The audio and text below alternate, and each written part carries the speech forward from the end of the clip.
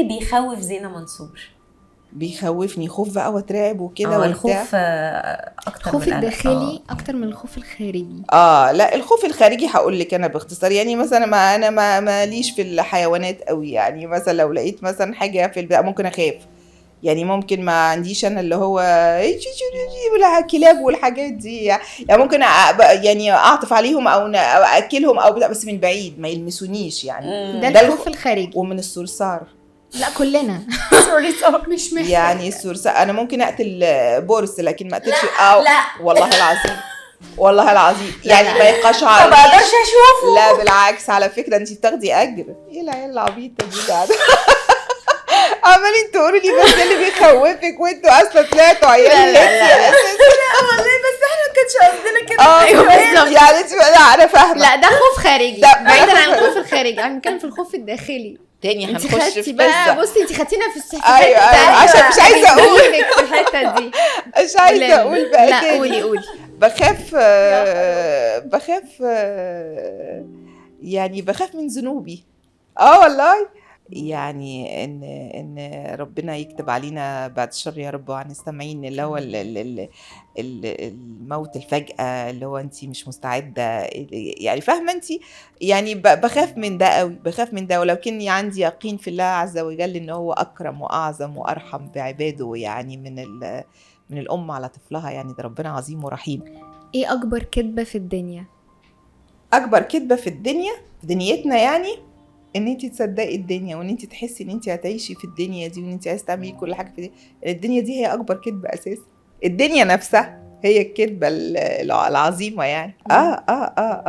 يعني ربنا خلقنا في الدنيا دي ليه؟ هي كده في آية كده بتقول ايه؟ واعبد ربك حتى يأتيك اليقين.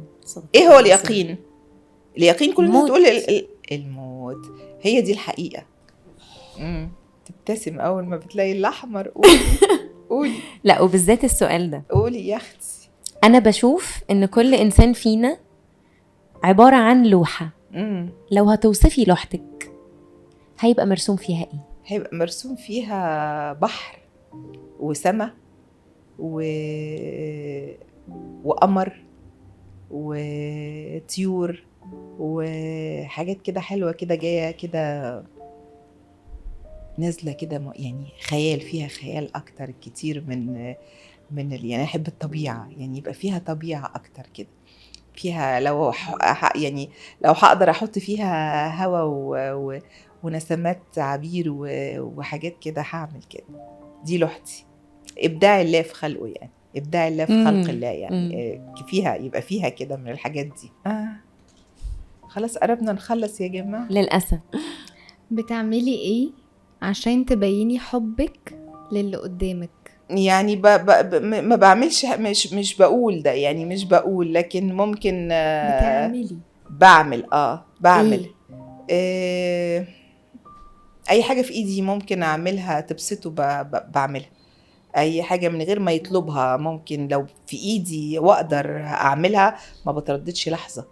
يعني ممكن اقوم لو سمعته بس بيقول مش عارفه ايه وكان في ايه ومش عارف يجيبه، وانا في ايدي ان انا ده اجيبه سهل وكده، فتلاقيه عنده على طول من غير ما يفكر اللي هو ازاي في التفاصيل. بركز في التفاصيل. فالحد اللي انا بحبه طبعا لازم يعني ان كنت اقدر اعمل كده فبعمل على طول. ايه الخبر اللي بعد ما سمعتيه غير في شخصيتك؟ عن مين؟ او خبر عن ايه؟ او خبر عن انتي قولي لنا. غير في شخصيتي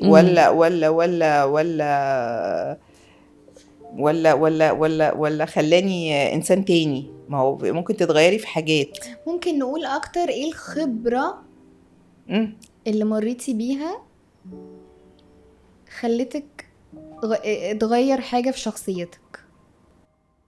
او خبر يعني برضو ساعات في اخبار بتبقى سواء حلوة او وحشة، بعد ما الانسان بيسمعها بيكون ليها تأثير جذري على حاجة في شخصيته او على حاجات في شخصيته، بس بتغير فيه، يعني ما بيبقاش هو نفس البني آدم قبل ما يسمع الخبر ده. لا حاجات كتيرة قوي، حاجات كتيرة يعني. يعني مثلا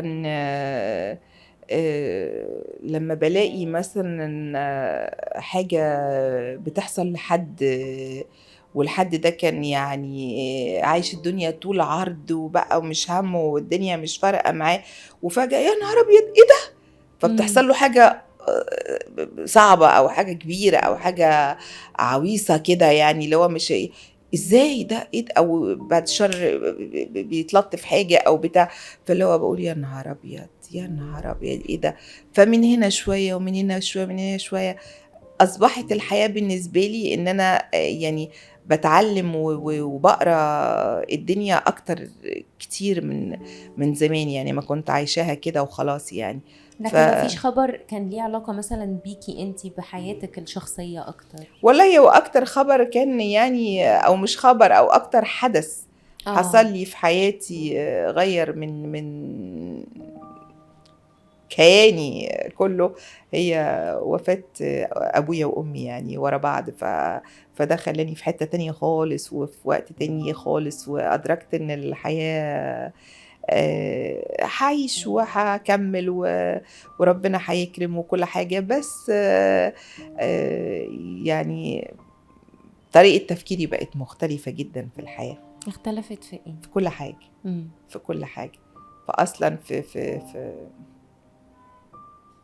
في العيشة ازاي تعيشيها، في ازاي تقدري ما تضيعيش يومك أونطة كده من غير ما تعملي حاجة تبقى حلوة تنبسطي بيها، من غير ما تطبطبي على حد، لان انت لما انا اللي ببقى محتاجاها، يعني أنا لما طبطب على حد بحس ان انا اللي محتاجه الطبطبه دي. ربنا بيطبطب على قلبك ان انت ما تضيعيش وقتك أونطة كده، يعني لان العمر قصير، فلازم تستخدميه وتستفيدي من عمرك في حاجات إيجابية على قد ما تقدري، وفي عمل صالح على قد ما تقدري، وفي قضاء حاجة للناس على قد ما تقدري، وتبسطي نفسك وتبسطي اللي حواليكي على قد ما تقدري، لأن في النهاية ما مش الانبساط اللي هو ان انتي بتبقي سهرانه ولا خارجانه ولا طبعا. بتعملي مش عارفه، مش ده الانبساط، بس ان انت تعملي حاجه ايجابيه لحد ما ربنا يأذن بلقائه. فدي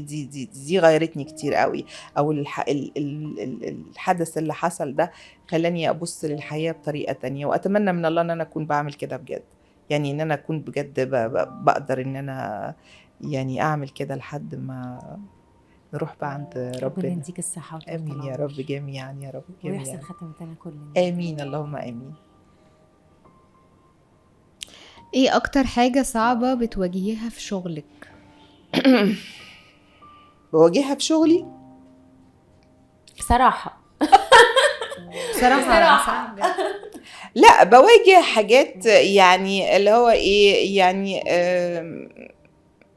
بس ده السوق، يعني ان انتي مثلا بتبقي يعني عندك حاجات كتيرة قوي نفسك تعمليها، لكن بيبقى في حسابات أخرى على حساب حد تاني، على مصلحة لحد تاني، على سوق وبيع ودنيا وحاجات وكده، ففي حاجات كده بتقف معاكي كده ليه، يعني ما احنا المفروض